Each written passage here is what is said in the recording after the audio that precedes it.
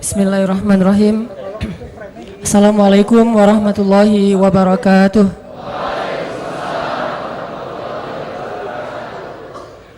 Alhamdulillahirabbil alamin. Hamdan katsiran tayyiban mubarakan fih kama yuhibbu rabbuna wa yarda. Asyhadu an la ilaha illallah wahdahu la syarikalah wa asyhadu anna Muhammadan abduhu wa rasuluhu la nabiyya ba'dah. Allahumma salli ala Sayyidina Muhammadin wa ala alihi wa sahbihi ajma'in. Teman-teman yang dirahmati Allah Subhanahu wa ta'ala, sifat dari iman itu fluktuatif. Gak usah iman, perasaan cinta aja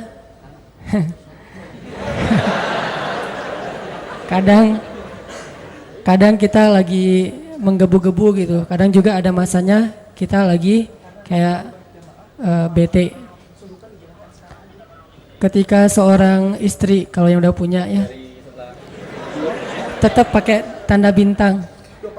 Kalau yang udah punya istri, ketika istrinya lagi ngambek, ketika istrinya lagi nggak nyaut panggilan suaminya, atau ketika istrinya nggak ngebaca-baca WA yang udah dikirim dari pagi sampai sore, contrengnya 2 tapi masih abu. Itu berarti perasaannya lagi terganggu oleh banyak hal. Bisa jadi sikap kita, bisa jadi omongan orang lain, bisa dari dalam, bisa dari luar. Kalau itu terjadi dalam hubungan kita dengan sesama manusia, hal yang kayak gitu juga terjadi antara kita dengan Allah Subhanahu wa ta'ala. Padahal harusnya mah ke Allah nggak gitu. Soalnya Allah nggak pernah ngejailin kita, Allah nggak pernah zalim sama kita, Allah nggak pernah curang sama kita. Cuman mungkin kita sebagai hamba yang bodoh sering salah paham sama Allah, sehingga karena itu hubungan kita jadi kayak terganggu sama Allah. Nah, pertanyaannya adalah gimana caranya biar hubungan kita dengan Allah itu asik terus? Hubungan kita dengan Allah itu happy terus. Jadi kalau suami istri itu kayak pacaran terus gitu. Nggak mikirin listrik tunggakan udah 3 bulan misalnya ya. Nggak mikirin misalnya ada kewajiban apa, cuman mikirin jalan kemana, terus ngapa-ngapain gitu pokoknya.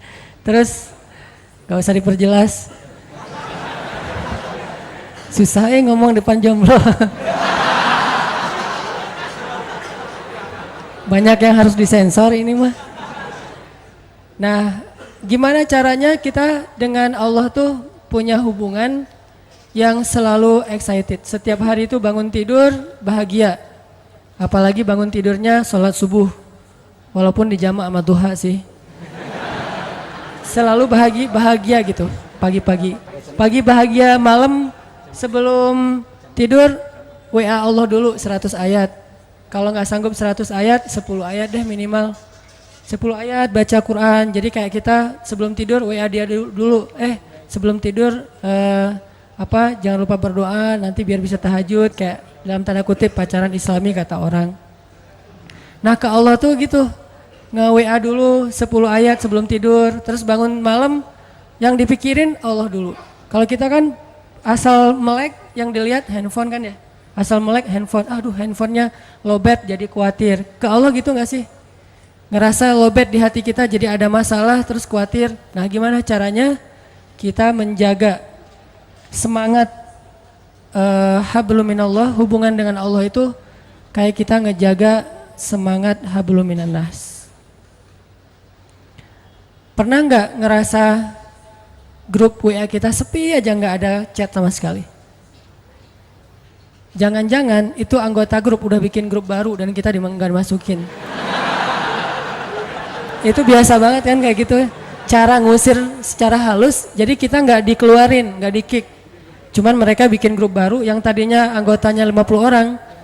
Mereka bikin grup 49 orang, cuma kita doang yang nggak masuk gitu. Kenapa nih grup sepi banget, nggak ada chat sama sekali? Karena mereka chatnya di grup sebelah. Nah, kalau kita ngerasa grup WA kita tuh sepi, ada nggak rasa nih kenapa ya, saya ada salah apa ya ke teman-teman kok sepi banget?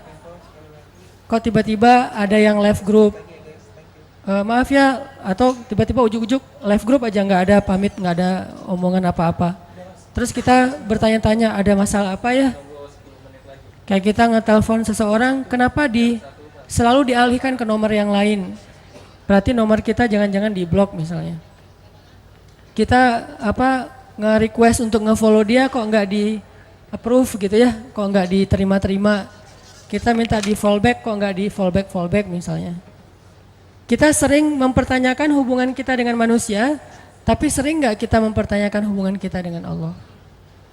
Setiap hari kita mempertanyakan hubungan kita dengan seseorang, apalagi seseorang yang ada rasanya di hati kita. Itu setiap hari kita pertanyain.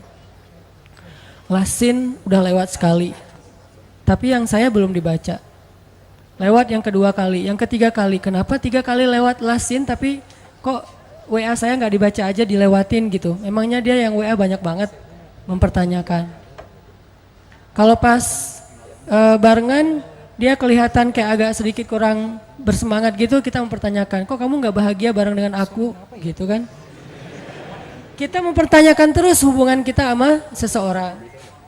Apakah kita punya kepekaan yang sama untuk mempertanyakan hubungan kita dengan Allah Subhanahu wa taala? Dan kalau kita tidak baik hubungannya dengan Allah, nggak mungkin bisa baik dengan siapapun. Kalau nggak baik hubungannya dengan Allah, nggak mungkin kita bisa enjoy ngejalanin hidup kita. Nggak mungkin. Sama kayak kita kalau nggak baik hubungannya dengan orang yang kita sayangin, yang berpengaruh dalam hidup kita, itu pasti hari itu nggak nyaman. Pagi hari misalnya ada sedikit keributan kecil sama pasangan, itu sepanjang hari bete aja tuh. Tapi kalau pagi hari itu dibuka dengan mungkin kata-kata yang mesra, kata-kata yang baik sebelum pergi kerja, misalnya ada kecupan yang halal misalnya kan ya, itu pasti sepanjang hari bahagia. Kalau nggak percaya coba deh. Akad dulu maksudnya, akad udah gitu coba. Kamu ngapain akad? Cuma pengen ngerasain yang Ustadz Hanan ngomongin gitu. Cuma iseng doang gitu. Ini bahaya. Nah, itu pasti berpengaruh buat hari-hari kita, apalagi hubungan dengan Allah Subhanahu wa taala. Jadi, kalau kita ngerasa kenapa ya saya sepanjang hari bete aja, kenapa ya setiap urusan saya bermasalah, kenapa ya saya kok nggak tenang, kenapa?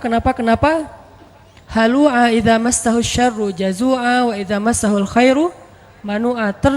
Ombang-ambing aja perasaannya tuh nggak stabil, labil banget. Berarti ada masalah antara kita dengan Allah. Sehingga kata Allah, caranya perbaiki illal musallin. Perbaiki hubungan kita dengan Allah lewat sholat. Sholat kita udah benar belum nih? Udah sholat kok, tapi benar nggak sholatnya? Jangan-jangan sholat kita sekedar basa-basi doang.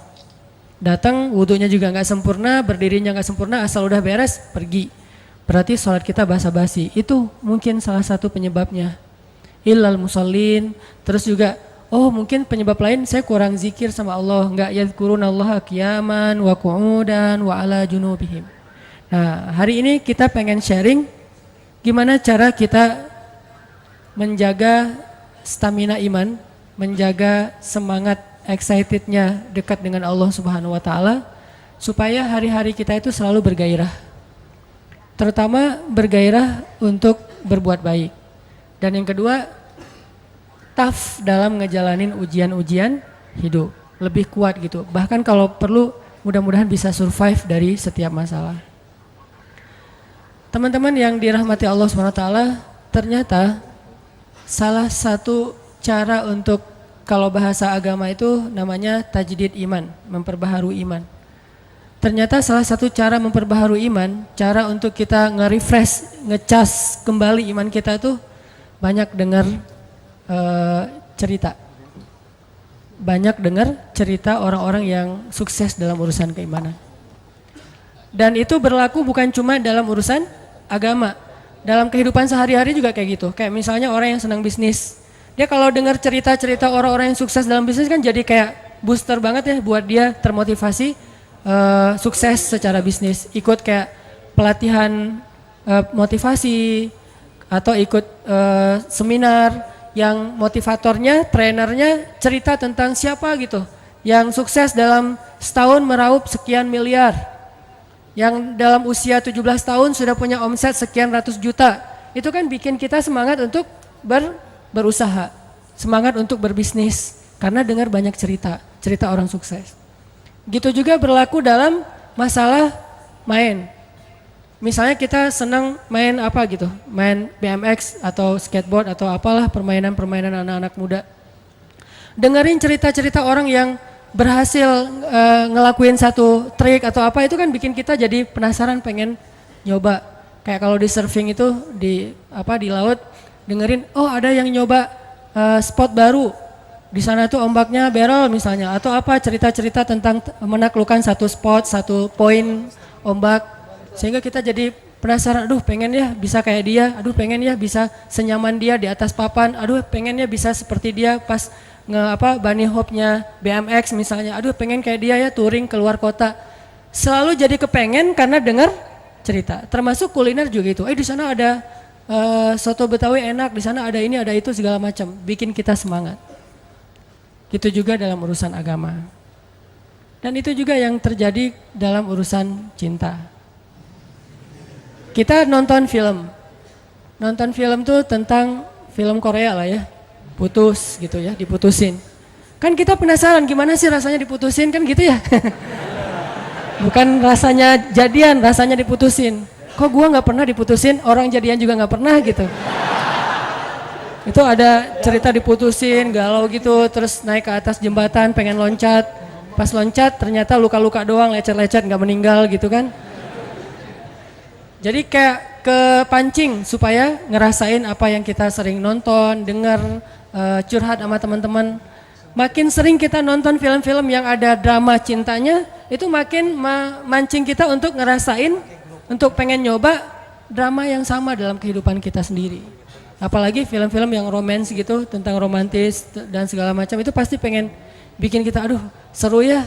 Ada yang perhatiin, seru ya kalau bisa kayak gitu, jalan-jalan kemana segala macam. Nah ini artinya cerita, qasas dalam bahasa Al-Quran itu ada pengaruhnya, ibroh, memberi asar, memberi pengaruh dalam diri kita. Sehingga sepertiga dari isi Al-Quran itu bahkan lebih adalah kisah. Sampai kalau kita baca story behind the surat Yusuf, kan surat Yusuf itu isinya cerita Nabi Yusuf. Itu story di balik turunnya surat Yusuf, itu para sahabat lagi bosan baca ayat-ayat yang sifatnya perintah larangan. Emang sahabat bosan baca Quran? Ya, dan itu manusiawi. Kita kadang-kadang baca Al-Quran bosan. Kenapa? Karena nggak ngerti. Ada juga tuh yang baru hijrah, tatonya banyak banget. Tapi giliran sholat, yang paling duluan nangis. Soalnya imamnya kelamaan. Subhanallah nih, tatonya banyak, sholat tahajud nangis duluan. Saya juga yang jadi imam merasa kayak cemburu gitu, iri. Kok dia duluan nangis ya, saya nggak bisa nangis. Pas sudah selesai, kenapa duluan nangis? Ustadz bacanya panjang banget. Oh iya, masalahnya di situ. Nah, di Al-Quran tuh ada ayat yang sifatnya perintah, ya ayyuhalladzina amanu kutiba alaikumusiyam aqimis shalah dan seterusnya. Ada larangan, la ta'kulur riba dan seterusnya. Para sahabat kayak ngerasa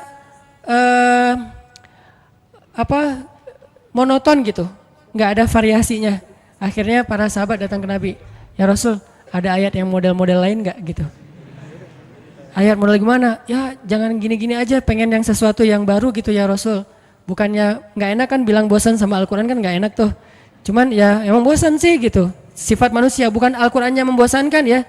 Manusianya yang gampang bosan karena imannya lemah. Karena lagi naik turun iman teh. Akhirnya turunlah surat Yusuf. Yang Allah menyampaikan kisah terbaik di dalam Al-Quran supaya para sahabat lebih bahagia lagi, lebih semangat lagi membaca Al-Quran. Dan mendengar kisah itu universal banget tuh nilainya.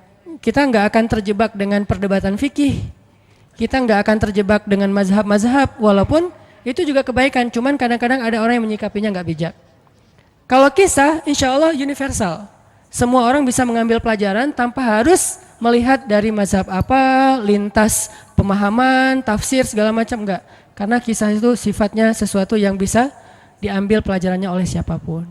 Makanya hari ini kita pengen dengerin beberapa kisah yang mudah-mudahan bisa mentajdid, mengecas kembali iman kita dan pulang dari sini lebih semangat lagi dalam beramal soleh. Kalau beramal soleh ke Allah itu ibadah, zikir. Kalau beramal soleh ke manusia itu berakhlak mulia, terutama kepada orang tua.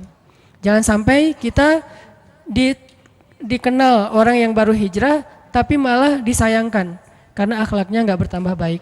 Harusnya makin hijrah, orang-orang di sekeliling kita tuh kayak makin ngerasa dapat banyak manfaat dari kita, dapat kebaikan dari kita. Ini berarti kita hijrahnya insya Allah sudah on the track. Semakin banyak ngaji, semakin baik akhlak. Jangan semakin banyak ngaji susah senyum. Makin rajin ngaji, makin rajin senyum. Tapi jangan salah senyumnya ya, bahaya. Bahaya. Senyumnya senyum yang ke teman aja, jangan diposting. Pertama saya pengen ngisahin tentang Umar bin Khattab. Umar bin Khattab itu salah satu hobi beliau dengar kisah. Itu yang bikin iman Umar bin Khattab itu luar biasa. Hobinya itu dengar kisah. Kalau ada orang yang menurut Umar kayaknya ini lebih senior, lebih soleh, lebih berpengalaman, Umar langsung duduk. Pak, tolong beri saya nasihat, beri saya kisah. Suka dengar kayak gitu. Suatu hari Umar nemu seorang ayah yang sama anaknya itu apet banget, sama anaknya itu kayak dekat banget, sayang banget ke anak laki-lakinya. Dan nggak sewajarnya kayak gitu, saking sayangnya ke anak laki-laki. Akhirnya Umar nanya, Bapak ada cerita apa dengan anaknya ini? Si bapak ini cerita, ya Amirul Mukminin, saya tuh pernah dulu ketika istri saya sedang hamil, saya dapat panggilan berjihad. Kan di zaman sahabat dulu ada wamil ya, wajib militer. Jadi semua laki-laki harus ikut membela negara. Saya dapat panggilan berjihad. Sedangkan istri saya sedang hamil tua, saya galau. Antara berangkat atau absen nungguin istri ngelahirin. Saya tanya ke istri saya, kata istri saya, Mas kan udah sering ikut jihad. Sekali-kali ini coba minta izin kepada komandan, kepada panglima supaya menunggui istrinya yang mau ngelahirin. Istrinya nggak rela suaminya berangkat. Tapi suaminya berat hati pengen membela agama Allah, membela negara. Setelah istikharah, tanya sana sini, akhirnya suaminya memutuskan saya harus berangkat. Urusan kamu saya serahkan kepada Allah Subhanahu wa taala. Akhirnya dia pun berangkat, sebelum berangkat dia doa. Dia pegang perut istrinya, dia usap-usap sambil dia katakan, ya Allah, saya titipkan bayi saya ini kepada Engkau, Engkaulah sebaik-baik yang menjaga. Berangkat nih. Berangkat beberapa hari kemudian dengar kabar istrinya meninggal dunia. Dia langsung minta izin, diizinkan pulang lagi ke Madinah. Sampai di Madinah dia lihat rumahnya kosong, dia cari kuburan istrinya. Pas dia pergi ke kuburan istrinya, dia melihat kuburan itu ngeluarin asap. Kayak ada yang dibakar di dalam kuburan teh, ngeluarin asap. Terus Umar nanya ke tetangga, apakah istri saya berzina ketika saya tinggalkan? Kata tetangga, enggak, dia perempuan yang menjaga diri. Apakah istri saya berhutang yang belum dibayar? Kata tetangga, tidak, kalaupun ada sudah kami ikhlaskan. Apakah istri saya melakukan dosa ketika saya tinggalkan, mungkin menggibah atau dukun segala macam? Kata tetangga, tidak, dia perempuan yang solihah. Terus apa masalahnya? Kenapa dia kayak dibakar di dalam kuburnya, keluarin asap dari kubur itu? Penasaran, akhirnya kuburannya digali sama masyarakat. Pas digali ditemukan istrinya sedang duduk di dalam kuburan sambil memangku bayinya, menggendong bayinya. Bayinya masih hidup, istrinya sudah wafat. Padahal tadi peninggalnya belum ngelahirin. Jadi ngelahirinnya di dalam kuburan. Dia duduk gini, dan kalau zaman sekarang pasti udah pada lari ya. Atau masuk ke majalah tertentu gitu dengan judul azab kubur gitu kan. Nah, orang-orang pada heran ngelihat bayinya masih hidup, menangis, dan istrinya duduk dalam keadaan tidak bernyawa. Diambil bayi itu, istrinya dikuburkan kembali. Ternyata istrinya bukan diazab, itu tanda-tanda dari Allah supaya digali kuburannya dan melihat kebesaran Allah. Waktu itu laki-laki ini menangis dan beristighfar minta ampun kepada Allah. Orang-orang heran nanya, kenapa? Apa dosa kamu kok minta ampun? Dia bilang, saya berburuk sangka kepada Allah. Gimana berburuk sangkanya? Sebelum saya berangkat berjihad, saya mengusap perut istri saya katakan, ya Allah, saya titipkan bayi saya kepadamu, engkau sebaik-baik penjaga. Saya enggak mengatakan bayi saya dan istri saya. Karena saya pikir istri saya sudah dewasa, bisa menjaga dirinya. Sedangkan bayi masih lemah dan dia butuh penjagaan Allah. Saya berburuk sangka kepada Allah. Saya pikir manusia bisa menjaga diri, sementara bayi tidak. Orang dewasa bisa. Sehingga Allah hanya menyelamatkan apa yang saya titipkan dan membiarkan apa yang saya tidak titipkan. Aku tergantung prasangka hambaku kepadaku. Ana indatni abdi bi. Kalau kita tawakal ke Allahnya 100%, Allah nolongnya 100%. Dan ukuran persentase itu yang tahu cuma kita, karena di hati kita itu yang muncul. Ada satu titik keraguan berarti kurang dari 100%. Keraguan itu memperlambat datangnya pertolongan dan keajaiban dari Allah. Makanya aku tergantung prasangka hambaku kepadaku. Kenapa ada orang di zaman dulu tuh kayak dapat karomah, keajaiban-keajaiban dalam hidupnya. Kayak nggak mungkin terjadi secara logika dan ilmiah. Karena memang dia yakinnya ke Allah itu 100%. Apakah kalau kayak gitu kita nggak perlu ikhtiar? Perlu, tapi ikhtiar nggak ada hubungannya dengan keyakinan. Ikhtiar itu hubungannya dengan kewajiban. Allah yang suruh ikhtiar, tapi yakin berhasil apa enggak, itu urusan yang kedua, urusan hati antara kita dengan Allah Subhanahu Wa Taala. Kayak kita minum obat, tentunya kita harus beli obat yang paling bagus, dokter yang paling recommended, yang spesialis, oke, itu ikhtiar. Tapi kalau sampai hati kita terlibat dengan ikhtiar itu, meyakini bahwa kalau ini pasti sembuh, kalau ini kayaknya nggak ada harapan, soalnya dokter juga nggak ahli, berarti hati kita sudah terpaut dengan makhluk dan berarti sudah berkurang yakinnya kepada Allah. Saat itu kita tidak akan melihat keajaiban. Yang terjadi dalam hidup kita saat itu apa? Hal-hal yang ilmiah. Kenapa kita hanya ngalamin hal-hal yang ilmiah? Karena kita yakinnya kepada hal yang ilmiah. Kenapa ada orang yang ngalamin hal-hal yang sifatnya miracle? Karena dia yakinnya kepada mukjizat. Yakinnya kepada aun atau pertolongan dari Allah Subhanahu Wa Taala. Jadi bukan kita tidak berikhtiar, ini bab a'malul qulub, amal hati. Apakah hati kita yakin nggak sama Allah Subhanahu Wa Taala? Dan Umar mendengar cerita itu semakin yakin sama Allah. Makanya nanti muncul kasus di zaman Umar tuh luar biasa. Ini presiden kalau imannya 100% ke Allah, ada masalah di negaranya tuh dia tinggal bilang ya Allah beres tuh masalah. Jadi di Mesir waktu itu ada musim paceklik sampai sungai Nil tuh hampir habis tuh. Sehingga air sungai Nil nggak mengalir lagi ke ladang-ladang jagung, gandumnya orang-orang Mesir. Dan orang Mesir yang dulunya menyembah anak sapi betina mulai syirik lagi nih. Mulai berpikir kalau kayak gini mah sama aja, setelah Islam datang kita tetap aja susah, paceklik, mending kita doa lagi ke nenek moyang kita, dewa-dewa yang dulu. Gubernur Mesir yang namanya Amr bin As waktu itu ngirim surat kepada Umar ke Madinah.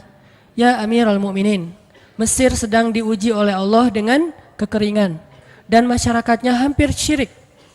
Kami mohon bantuan dari pusat, dari Madinah untuk membantu bagaimana mengatasi kekeringan di Mesir. Begitu surat itu sampai ke Umar bin Khattab, Umar nulis balik surat dalam bentuk doa. Bismillahirrahmanirrahim. Ya Allah, turunkanlah hujan untuk masyarakat rakyat Mesir. Dikirim ini surat ke Mesir. Waktu itu ibu katanya masih Alexandria, belum Kairo. Dikirim ke Alexandria, malam itu diambil sama Amr bin As. Pas dibaca oleh Amr bin As, Bismillahirrahmanirrahim. Ya Allah, berikan rakyat Mesir hujan yang mencukupi untuk mereka. Saat itu juga hujan turun. Sampai sungai Nil meluap dan menggenangi ladang-ladang jagung dan gandumnya orang-orang Mesir. Dan mereka bertakbir semuanya. Cuman ngirim surat doang dari Amirul Mukminin. Kan enak ya? Coba kalau kita hidup di zaman Umar, ya Amirul Mukminin, saya belum dapat jodoh. Ya Allah beri dia jodoh, beres. Cepet banget loh. Ya Amirul Mukminin, dia nolak saya, ya Allah terimalah. Terima. Yang kemarin nolak, hari ini kenapa ya saya jadi serak sama dia? Gara-gara doa Amirul Mukminin. Ini artinya teman-teman, keajaiban dari yakin kepada Allah itu luar biasa dari kisah Bapak tadi itu. Kalau kita berbaik sangka kepada Allah. Kenapa enggak ikhtiar? Mungkin sudah ikhtiar bikin pengairan segala macam tapi belum berhasil, yang kurang cuma satu, doa. Doa mungkin udah banyak tapi belum diijabah karena doa-doa mereka tidak seajaib doanya Umar bin Khattab. Belum lagi Umar berdiri di atas mimbar, ini mungkin terkenal nih, kejadian dalam perang Qadisiyah kalau nggak salah. Umar lagi khutbah Jumat di Madinah. Kaum muslimin lagi berperang di Irak melawan pasukan Persia, perang Qadisiyah namanya. Irak Madinah tuh kan kalau naik pesawat sekitar 2,5 jam, 3 jam, jauh tuh. Jakarta Medan lah, jauh. Nah Umar lagi khutbah di atas mimbar, sholat Jumat, tiba-tiba tema khutbahnya tuh ganti gitu. Lagi ngomong tiba-tiba beralih tema, wahai kaum muslimin, naiklah ke atas bukit itu, baliklah kalian mundur-mundur gitu. Jadi Umar tiba-tiba kayak ngomongin sesuatu yang gak nyambung. Orang-orang heran, nih Umar kenapa? Oh ya udah biarin, namanya juga Umar gitu kan. Dia punya, mungkin dia ngelihat setan atau apa, setan kan takut sama Umar. Diem, udah selesai sholat Jumat, pada datang, ya Amirul Mukminin tadi apa yang terjadi? Kenapa Amirul Mukminin ngomong sesuatu yang gak nyambung? Kita juga gak ngerti. Kata Amirul Mukminin, saya ngelihat Allah menampakkan kepada saya pasukan Islam di Qadisiyah yang terdesak hampir habis dibantai sama musuh, tapi saya ditunjukkan ke sebuah bukit yang mungkin mudah-mudahan itu jadi benteng untuk mereka berlindung. Saya suruh mereka naik. Orang kan nggak langsung percaya kan? Bener gitu terjadi kayak gitu. Kalau Rasul ngomong, mungkin aku naik ke langit, Isra Mi'raj, oke lah, itu aja masih ada yang mendustakan. Ini Umar yang ngomong, bukan Nabi yang dapat wahyu. Orang gak langsung percaya, selang beberapa minggu kemudian pasukan Qadisiyah pulang. Jadi utusan mereka pulang bawa berita tentang kemenangan perang dalam perang Qadisiyah. Dia cerita, suatu hari di hari Jumat kami sedang berperang. Kami terdesak, hampir habis dibantai sama musuh. Udah gak ada jalan untuk berlindung. Tiba-tiba kami mendengar suara Umar. Amirul Mukminin berteriak, wahai kaum muslimin, naiklah ke atas bukit ini supaya kalian terlindungi. Akhirnya kami mundur naik ke atas bukit dan selamat waktu itu. Berarti benar-benar terjadi. Kok bisa? Ya qadarullah.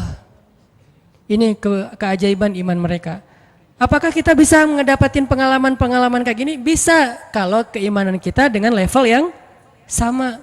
Kalau enggak selevel yang sama pun minimal kita nusaddid. Kalau kita tidak bisa sama persis, minimal kita berusaha untuk nuqarib. Berusaha untuk pengalaman kita nanti walaupun gak sama persis mirip-mirip dengan pengalaman mereka. Lagi-lagi bukan berarti tidak berikhtiar. Ini keajaiban-keajaiban yang terjadi. Dan saya juga baru ngalamin kemarin pas saya di seminggu, gak kurang dari seminggu yang lalu saya baru pulang dari laut di Batu Karas. Di sini ada teman saya Agi, mana Agi? Nah ini Agi ya. Ini by the way model iklan. Ada deh pokoknya iklan jodoh maksudnya. Agi ini anak Batu Karas. Gi boleh diceritain? Agi ini anak Batu Karas. Batu Karas tuh Jawa Barat, daerah Pangandaran. Dari Bandung kurang lebih 6 jam perjalanan. Kalau lagi ada ombak saya suka ke sana nonton orang main surfing. Enggak main sih, main dikit-dikit tapi enggak jago. Nonton orang main surfing. Ketemu Agi. Agi enggak tahu tuh ya. 2 hari sebelum saya datang ke Batu Karas, dia sakit kayak demam gitu. Mungkin habis diputusin kali ya. Dia demam gitu nggak enak badan, pengen pulang. Biasanya kalau nggak enak badan cuma dia tinggal di Jakarta, paling juga di kos-kosan. Tapi kali ini pengen pulang ke Batu Karas banget. Aduh kenapa ya pengen pulang ke Basroh Batu Karas gitu ya. Batu Karas kayak Basroh gitu. Pengen ke Batu Karas. Pas dia pulang, hari saya lagi mau main tuh, dia diajak sama temen dia, ngojek itu apa? Berenang yuk gitu. Yuk berenang. Dia ikut, padahal lagi nggak enak badan, tapi pengen berenang. Pas lagi di pantai, saya datang ketemu loh, kayak kenal nih, hitam-hitam ektis gitu. Ternyata ketemu saya, Ustadz Hanan ya, ya wah, kenalan. Ustadz saya tuh ketemu Ustadz kemarin di Meruya pas kajian minggu bulan yang lalu. Cuman karena jamaahnya banyak, saya nggak bisa ketemu Ustadz, nggak bisa salaman. Saya waktu itu membatin, ya Allah saya pengen banget ketemu Ustadz Hanan langsung, tapi jangan dalam suasana ta'lim yang ramai, langsung berdua. Mudah-mudahan terkabulkan. Akhirnya Agi banyak istighfar sebulan istighfar, akhirnya terjadilah yang tadi itu. Dia nggak enak badan, saya juga tiba-tiba ujuk-ujuk, kenapa ya saya pengen ke Batu Karas, ternyata di sana ada ombak, kan ada Agi. Ketemu aja di Batu Karas, itu cara Allah menskenariokan. Dan itu terbukti banget loh, istighfar. Bukan karena saya orang soleh, dan kita bisa istighfarin siapa aja. Saya pengen ketemu ini, dan itu ajaib. Kalau misalnya nggak ketemu pun di dunia, insya Allah ketemu dengan orang soleh itu nanti di akhir. Apa ruginya beristighfar dan berdoa? Nggak ada ruginya kan? Ya Allah, saya pengen banget ketemu dengan misalnya sebutlah ulama yang paling kita ngefans di dunia siapa gitu, dengan Imam Sudais. Imam Masjidil Haram. Pengen banget jabat tangan sama Imam Masjidil Haram yang ngimamin umat Islam seluruh dunia gitu. Tapi kan nggak mungkin.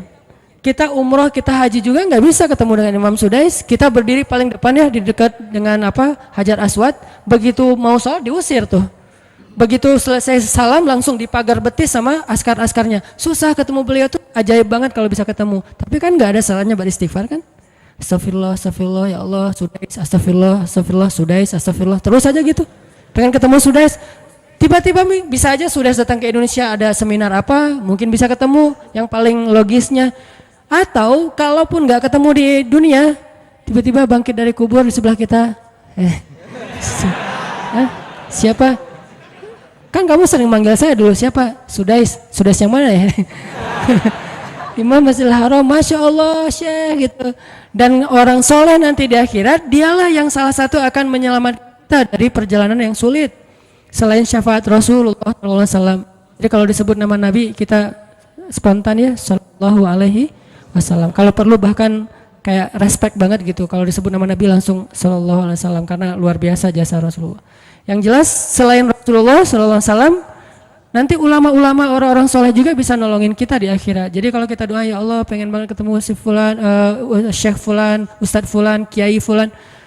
Kalau nggak ketemu pun di dunia, pasti ketemu di akhirat. Yang jelas harapan kita nggak mungkin Allah abaikan gitu aja, nggak mungkin.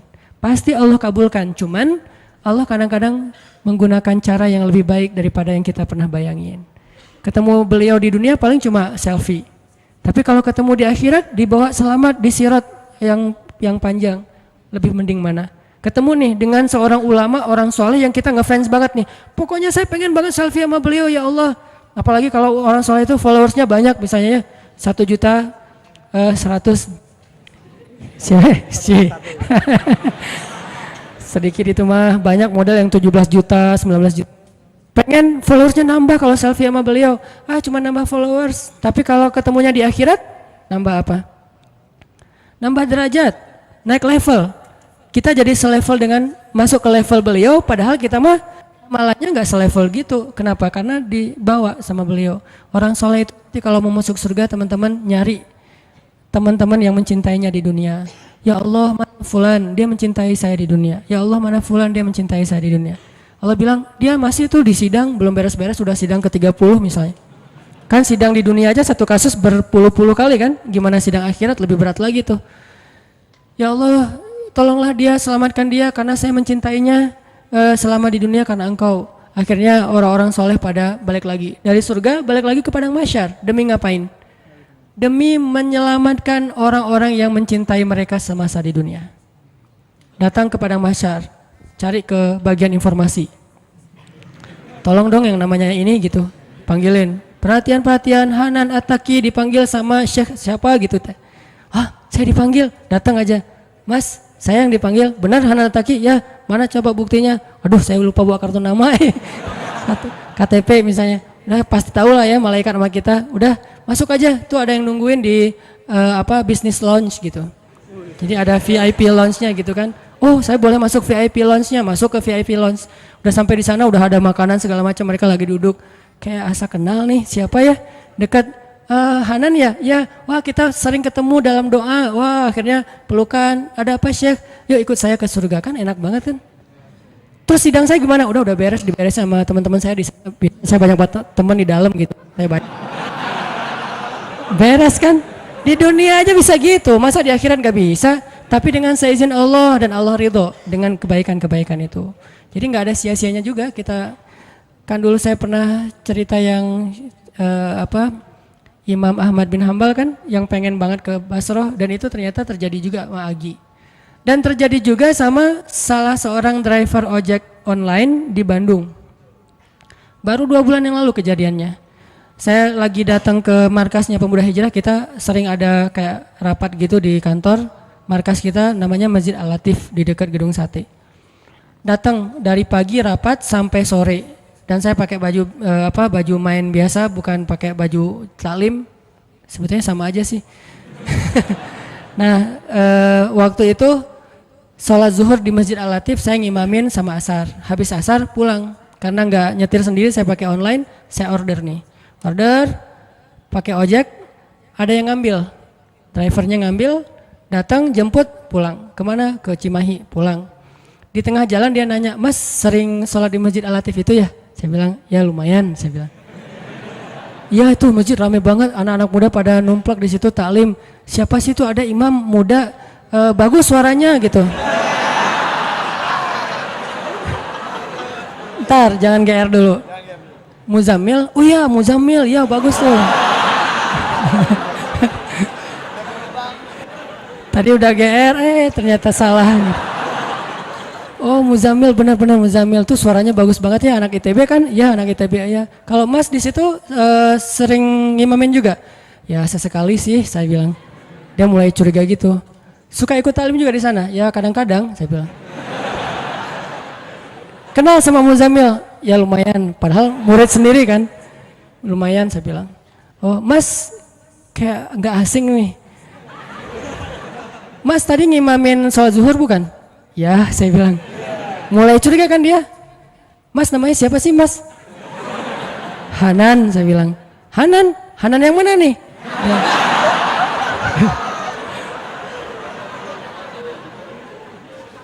Saya bilang Hanan Taki. Wah langsung oleng deh mah.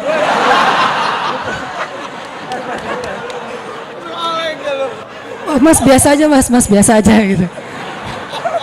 Ini benar Ustadz Hanan Taki, benar. Masya Allah, ya Allah, udah gitu kayak terharu gitu, heboh, semua orang pada ngelihat lampu merah lah gitu ya, pada ngelihat semuanya. Saya langsung pakai masker, gitu.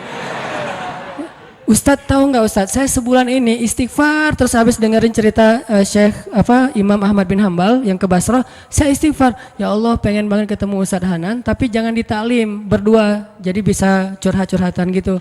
Ternyata Allah bikin skenario, saya order ojek online, dia ngambil, jadi ngobrol di jalan sampai ke rumah, akhirnya bertamu nggak pulang-pulang. Wah ini luar biasa cara Allah.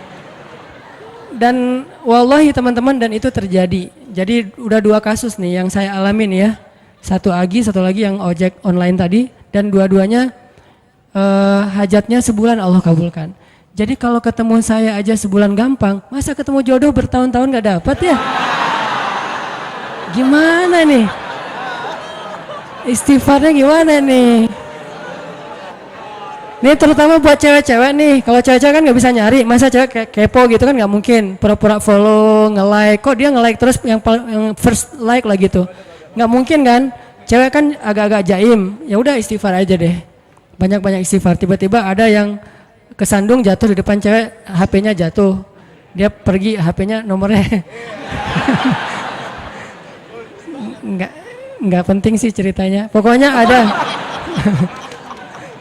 Ada jalan dari Allah yang kita nggak ngerti nih, yang jelas bisa. Kita tinggal yakin aja sama Allah, istighfar, Allah yang kasih jalan. Walladzina jahadu fina lanahdiyannahum subulana. Pokoknya kalau kalian bersungguh-sungguh kata Allah di jalan kami, udah kami kasih jalan-jalan keluar yang subul, jamak dari sabil, banyak banget jalan keluar di sisi Allah. Yang penting kita jahadu fillah, berusaha di jalan Allah Subhanahu wa taala. Itu kisah pertama Umar bin Khattab. Kisah kedua teman-teman yang dirahmati Allah SWT, yang bisa ngebooster iman kita ke Allah tuh kisah ada seorang ulama namanya Ibrahim Al-Asom. Kalau pernah dengar, beliau disebut Al-Asom itu karena emang beliau orang yang sangat terjaga.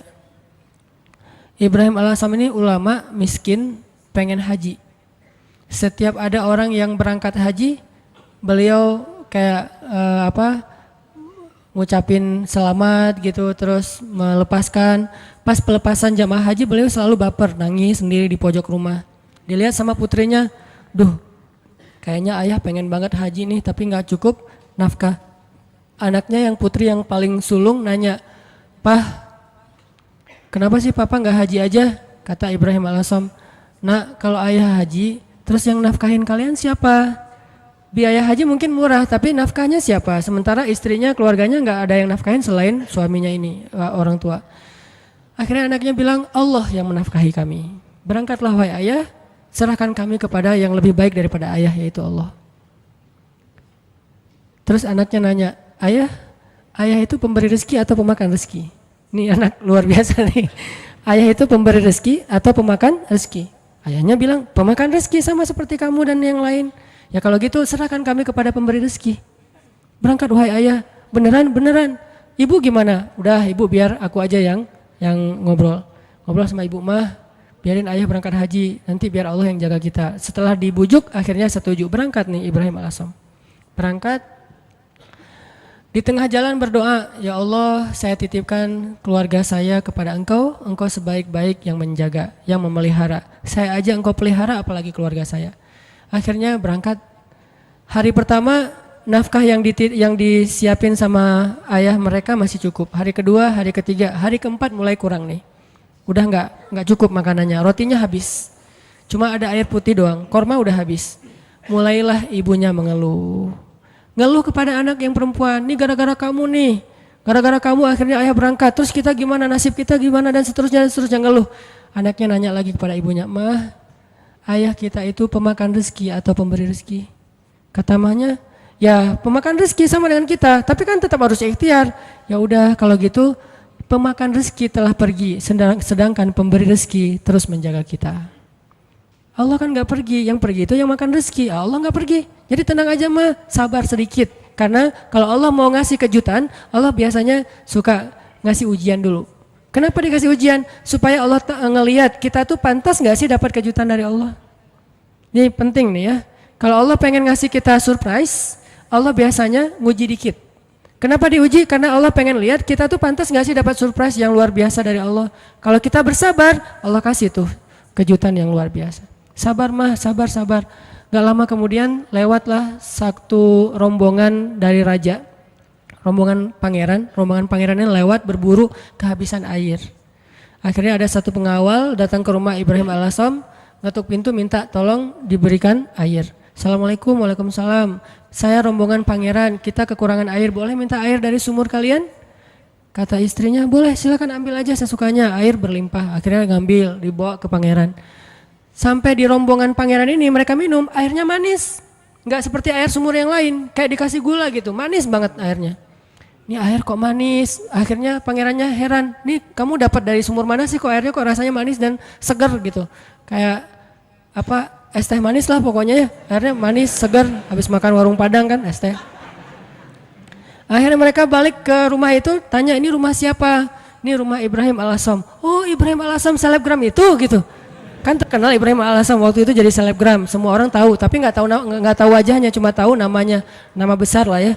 Oh Ibrahim Al-Asam ulama besar itu ahli tasawuf, ya seperti yang orang-orang sering ngomong-ngomong. Oh kalau gitu kami merasa terhormat bisa minum air yang berkah dari rumahnya Ibrahim Al-Asam.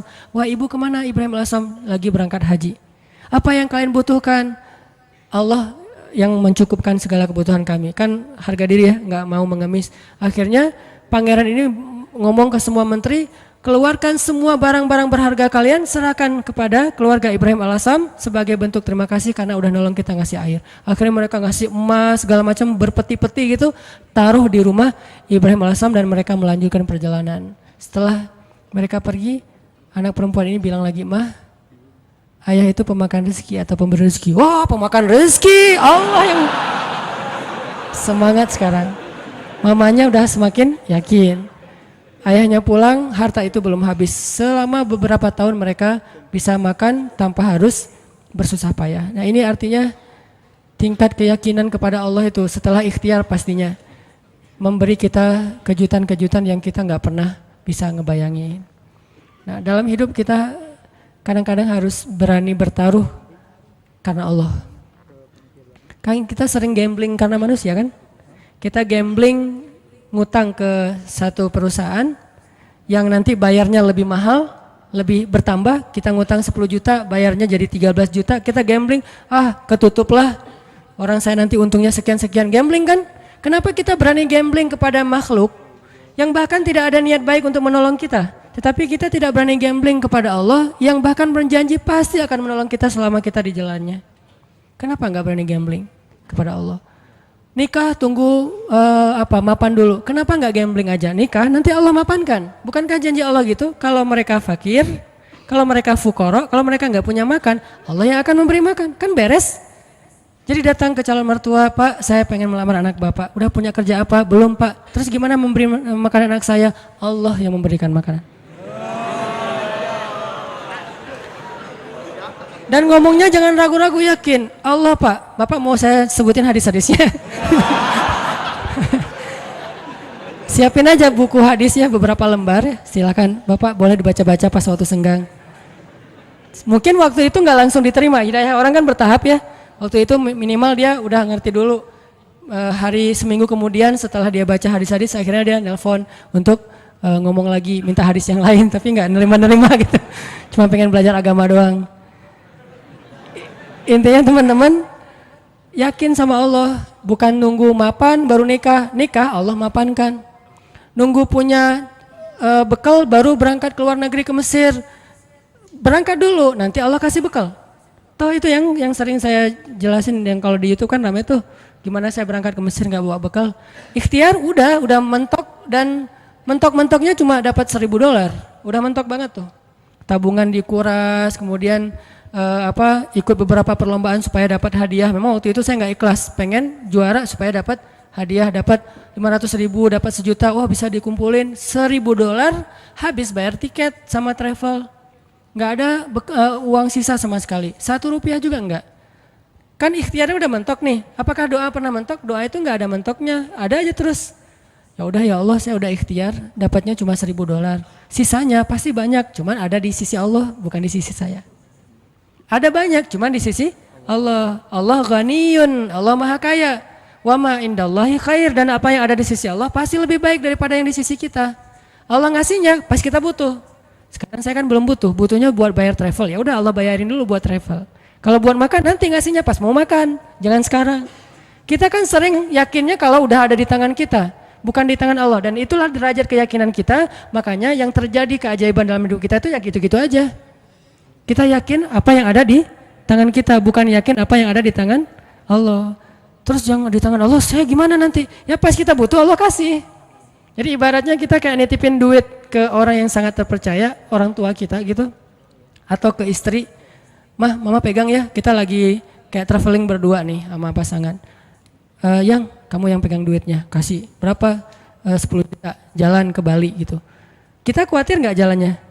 Enggak, orang duitnya udah dipegang pasangan kita kan, dan kita percaya nggak mungkin dia duit itu dipakai sendiri, tiba-tiba dia beli gaun, beli apa, habis aja duitnya. Nggak mungkin, dia paham manajemen keuangan kita.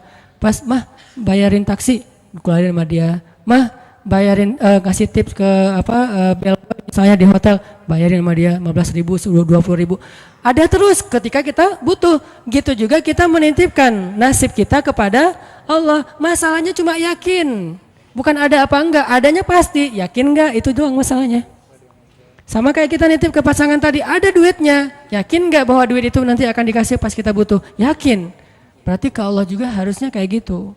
Bukan enggak ada duitnya, bukan enggak ada hartanya, bukan enggak ada kebaikan dan anugerah itu. Ada banget. Cuman yakin enggak kita Allah sebaik-baik yang memelihara? Berangkat ke Mesir, butuh makan, baru Allah kasih buat makan. Butuh bayar kos-kosan awalnya 3 bulan pertama, baru Allah kasih buat kos-kosan. Butuh, setiap butuh Allah kasih. Toh selama saya di Mesir, saya nggak pernah tuh ngerasa kurang dari kebutuhan saya, walaupun nggak megang lebih, tapi nggak pernah merasa kurang. Sama kan? Apa bedanya dengan orang yang megang lebih? Nih ya, ada 2 orang nih. Yang satu pegang duit banyak, tapi yang dibelanjakan segitu-gitu aja. Yang satu nggak pegang duit banyak, tapi yang dibelanjakan juga sama dengan yang pegang duit banyak. Bedanya apa? Cuman beda tenang doang ya. Yang satu tenang karena megang duit banyak, yang satu nggak tenang karena nggak megang duit kan. Cuma beda itu doang, padahal yang dibelanjain sama. Kalau nggak punya duit nanti mau beli sesuatu yang mahal gimana? Ya berdoa aja minta yang mahal.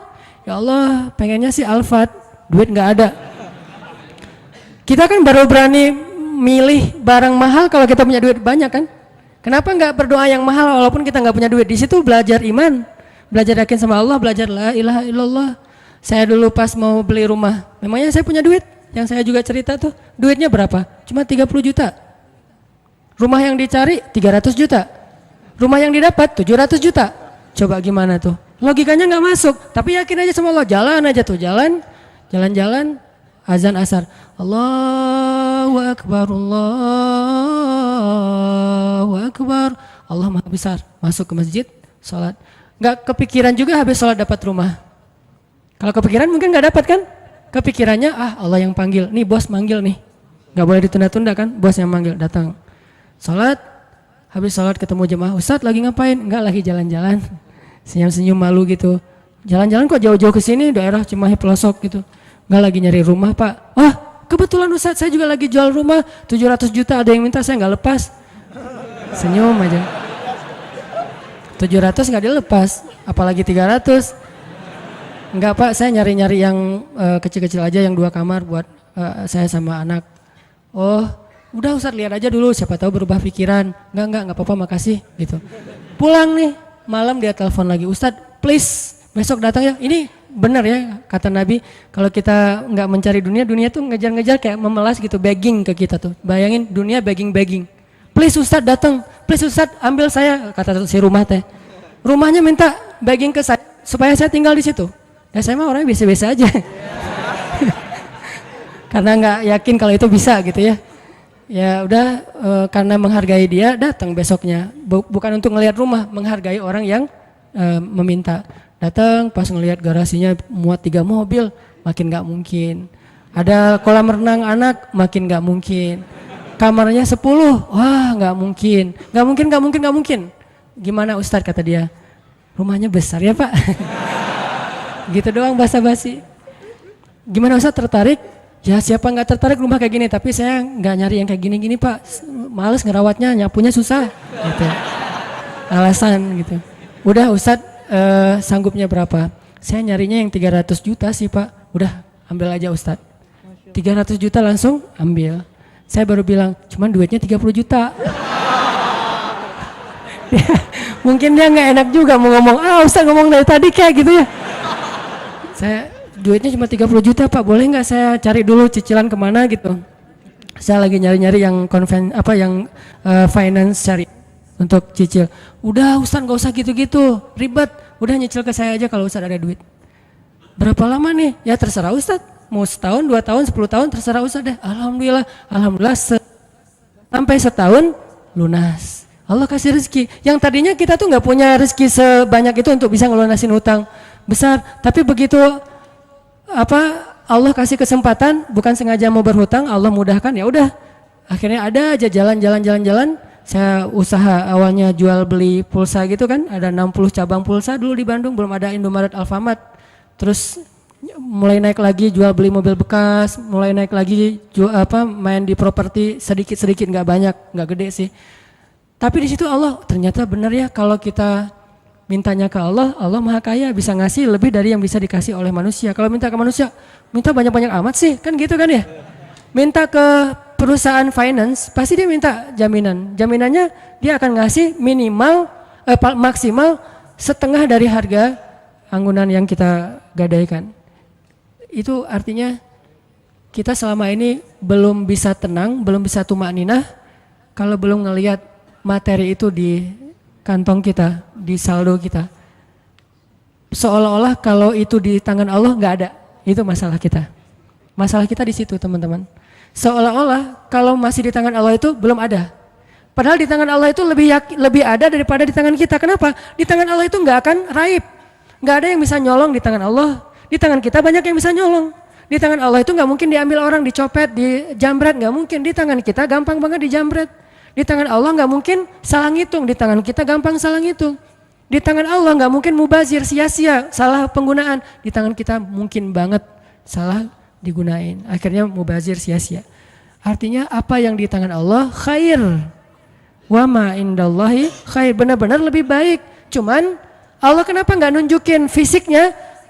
Karena Allah nggak pengen kita melihat itu dengan mata kita. Allah pengen kita melihat itu dengan hati dan iman kita. Jadi yang bisa mendapatkan apa yang di tangan Allah itu hanya orang yang bisa ngelihatnya dengan iman dan hatinya, bukan dengan matanya. Kalau kita cuma ngandelin mata terus menerus, berarti yang kita akan alami dalam hidup itu hanya yang terlihat saja. Yang tadi saya bilang logis dan ilmiah, dan itu nggak ajaib. Walaupun itu juga hal-hal aja sih, baik-baik aja buat kita. Tapi kan kita pengen naik level lebih baik, lebih enjoy lagi dengan hidup. Berarti kita harus belajar menggunakan mata batin, Dan mata batin ini adalah iman, mata batin ini basirah, mata batin ini adalah tazkiyatun nufus, mata batin ini adalah al-qalb, hatinya. Al-fiqhu fiqhul qalb.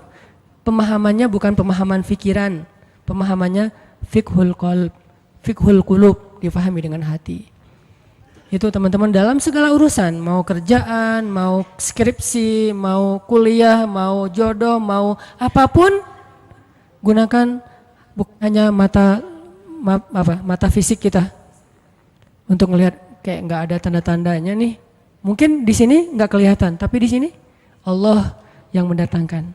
Tiba-tiba ada keajaiban terjadi dalam kehidupan kita. Dan saya sering ngalamin yang kayak gitu-gitu tuh sering banget. Termasuk ketika dapat musibah. Kalau kita tahu bahwa kalau kita dapat musibah dan kita ridho, bukan ikhlas ya. Kalau ikhlas kan ibadah. Kalau musibah namanya ridho. Walaupun orang Indonesia suka bilang yang ikhlas ya, bukan yang ikhlas, yang ridho ya gitu. Kalau kita ridho dengan satu musibah lalu kita serahin sama Allah, Allah tuh gantiin yang lebih banyak loh. Masalahnya kita nggak yakin, dapat musibah langsung panik, langsung putus asa. Harusnya pas dapat musibah tetap kita ikhtiar untuk menyelesaikan masalah kita, mencari jalan keluar, mengambil kembali hak kita. Tapi itu jangan sampai mengalahkan porsi kita meminta kepada Allah gantinya yang lebih baik. Begitu dapat musibah, ini bukan cuma antara kita dengan orang, tapi antara kita dengan Allah. Ya udah, kalau lo curang sama gua, ya Allah beri saya yang lebih baik daripada yang sudah hilang dari saya. Allahumma ajurni fi musibati wa akhlif li khairam minha. Langsung Allah ganti. Dan itu janji Rasul. Mana pernah Rasulullah berdusta? Tidaklah orang berdoa dengan doa itu ketika musibah, kecuali Allah akan memberikan gantinya yang lebih baik untuk dia. Tapi kita harus benar-benar yakin dan bijaksana. Maksud bijaksana di sini, jangan mendikte Allah harus seperti yang kita pengenin. Karena Allah ngasih yang lebih baik, nggak mungkin yang lebih kurang. Minimal sama atau lebih baik, nggak mungkin kurang dari itu. Doa, saya pernah mobil saya diserempet orang, terus orangnya pergi. Saya ini ternyata untuk benerin mobil yang keserempet itu 1,5 juta.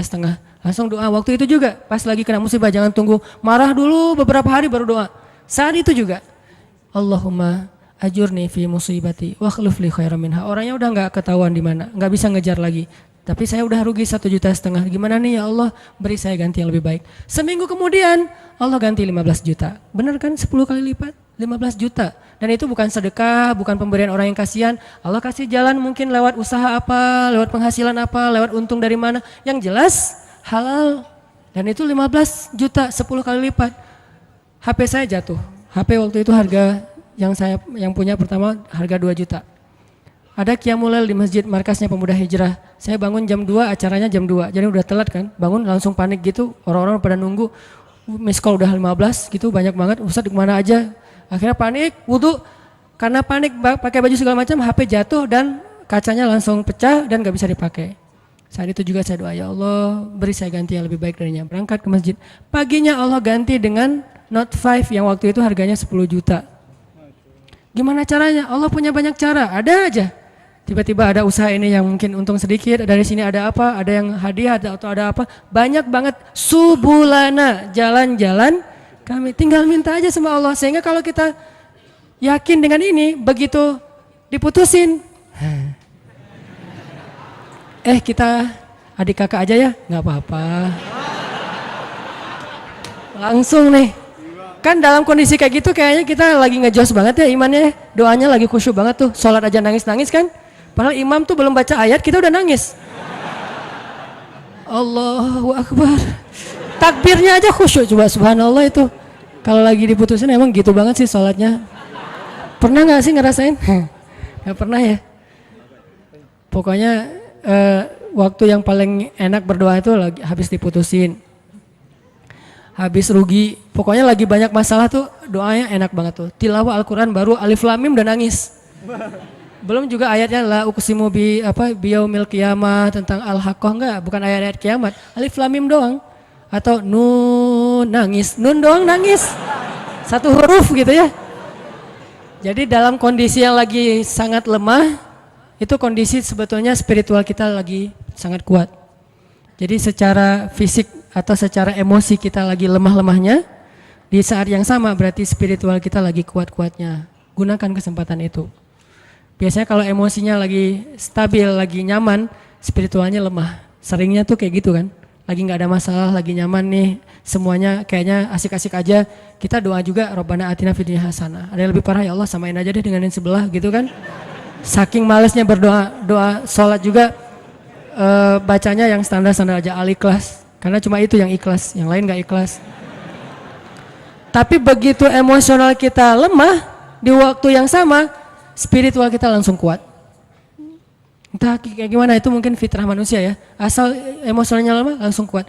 Dan itu spontan kadang-kadang teman-teman. Saya dulu pernah tinggal di rumah kontrakan di sebelah,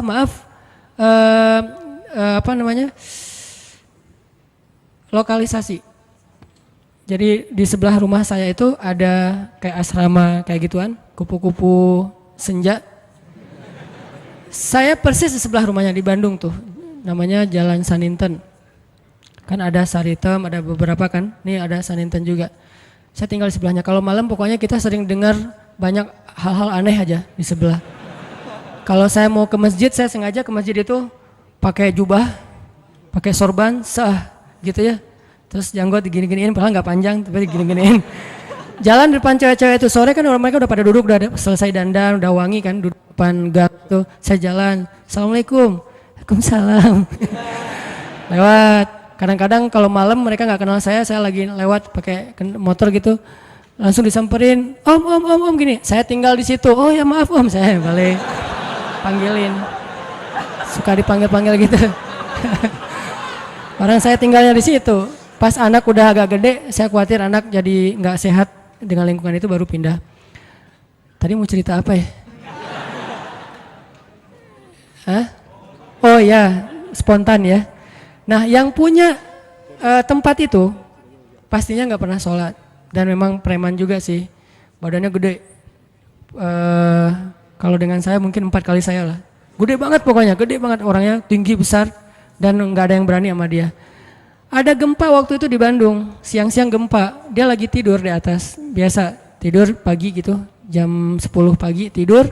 Pas gempa dia langsung loncat ke bawah, Allahu Akbar, Allahu Akbar. Saya kira ada demo apa gitu, dia takbir sendiri. Allahu Akbar, takbir, coba bayangin. Berarti kan spontanitas fitrah manusia itu ketika emosionalnya terganggu, spiritualnya naik kan.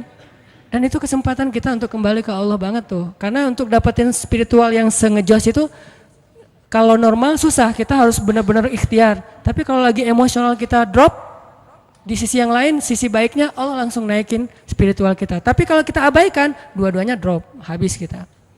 Jangan abaikan. Dia langsung takbir, Allahu Akbar, Allahu Akbar. Saya gempa, keluar semuanya dari rumah, takut runtuh. Pas udah beres gempa, ketawa-ketawa lagi gitu pada ngobrol.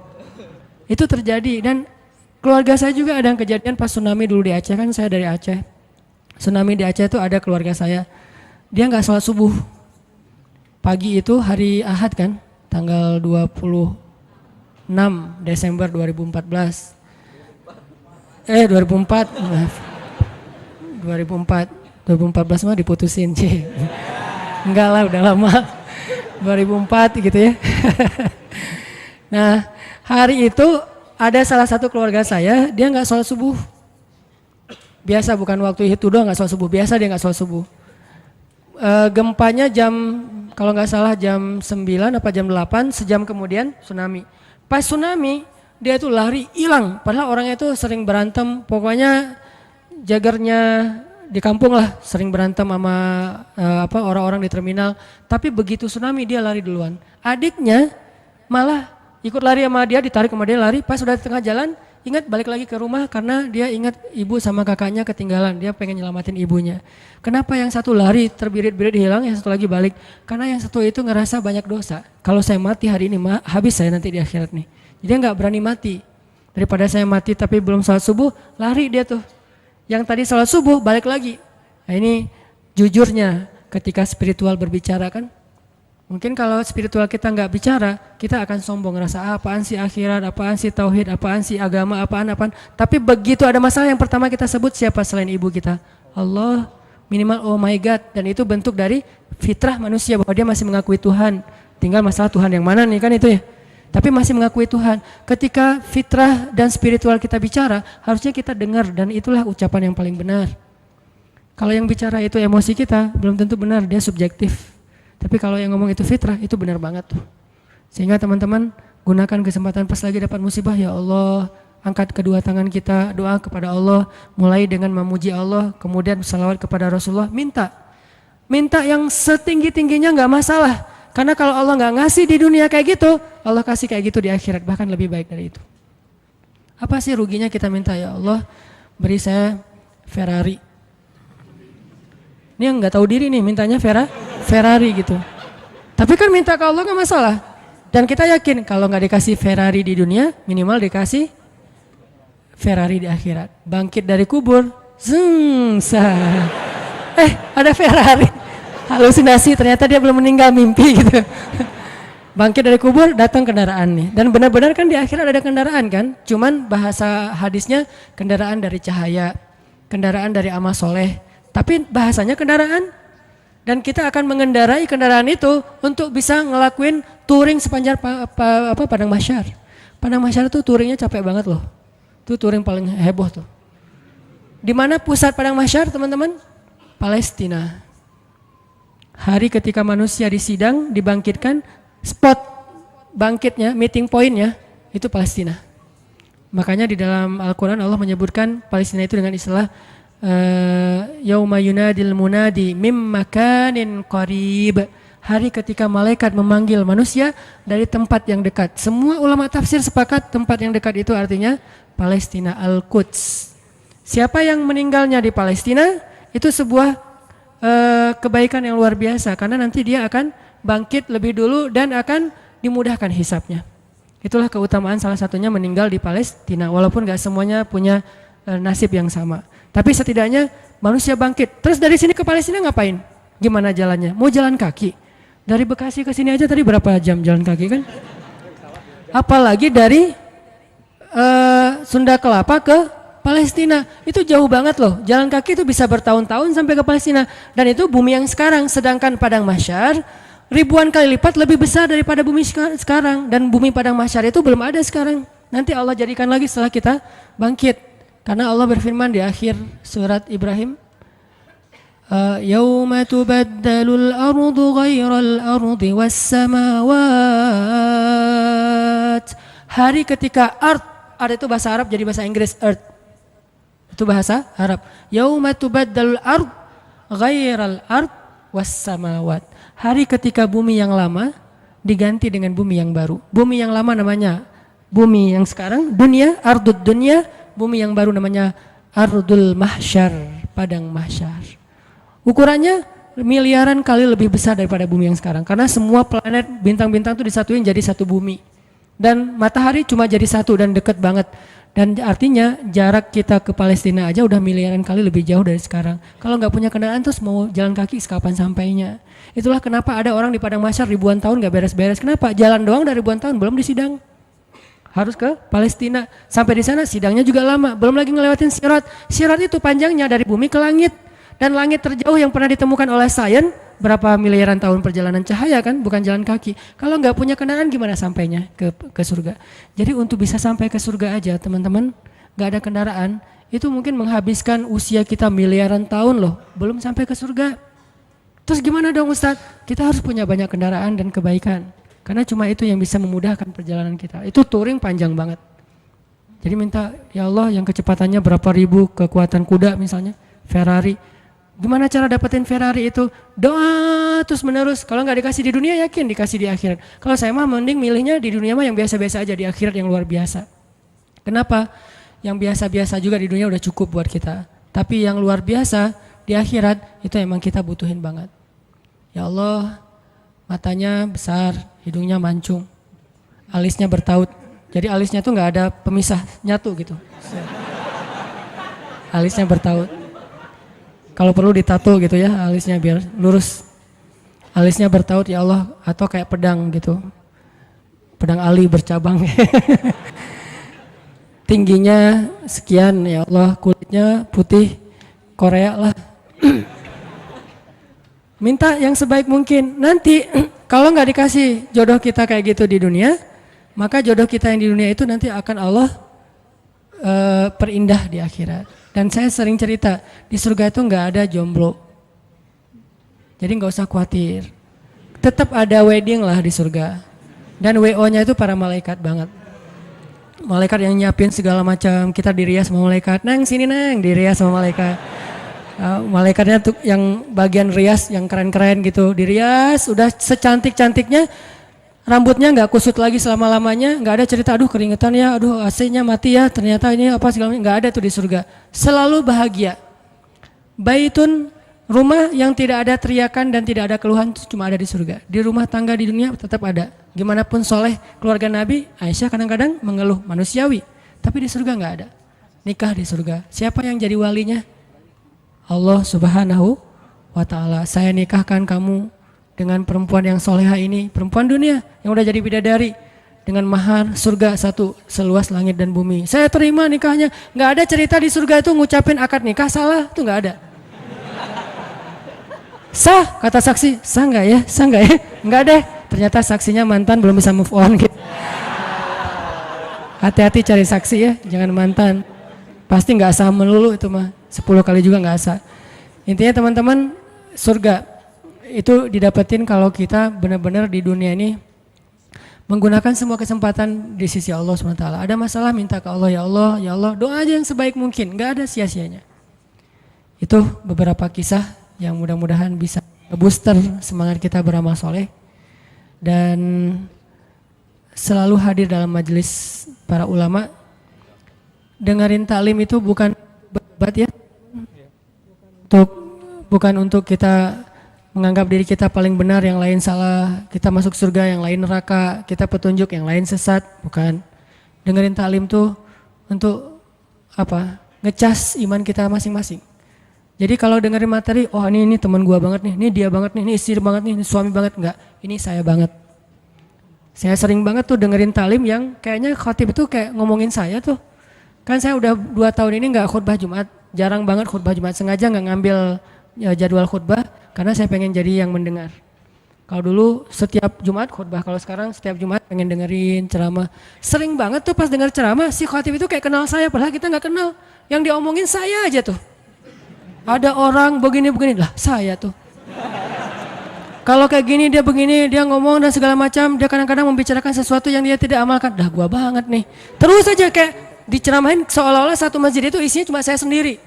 Gak ada yang lain. Kan kita sering kan kayak gitu ya. Kenapa? Allah yang menggerakkan lisan seorang ustadz, ulama untuk menasihati kita. Sehingga nggak perlu kita, wah ini mirip teman saya nih, harusnya dia dengar ya, harusnya saya rekam ya, ini harusnya istri saya dengar nih, harusnya suami saya dengar. Jangan mencari nasihat untuk orang lain, carilah nasihat untuk diri kita sendiri.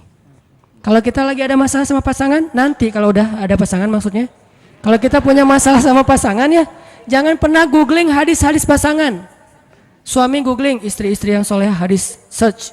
Jangan, istri, suami yang imam terbaik, search. Gak usah cari nasihat buat pasangan, carilah nasihat buat diri sendiri. Suami hadis-hadis suami yang penyabar, ketemu nih kita jadi semangat lagi. Oh berarti saya yang salah. Istri yang soleha hadis search, oh saya yang salah. Gitu harusnya, jangan disilang. Kalau disilang semuanya saling menuntut dan saling menyalahkan. Kalau sesuai dengan masing-masing kapasitasnya, semuanya saling memperbaiki diri. Cari buat diri kita, ikut taklim buat memperbaiki diri, bukan memperbaiki kelompok yang lain. Bukan memperbaiki orang lain, tapi memperbaiki diri kita sendiri. Itu aja, mudah-mudahan ini bisa jadi penyemangat. Saya mohon ampun kepada Allah jika ada yang salah. Mohon maaf jika ada yang keliru. Alhamdulillah, asyhadu an la ilaha illa anta astaghfiruka wa atubu ilaik. Barakallah. Assalamualaikum warahmatullahi wabarakatuh.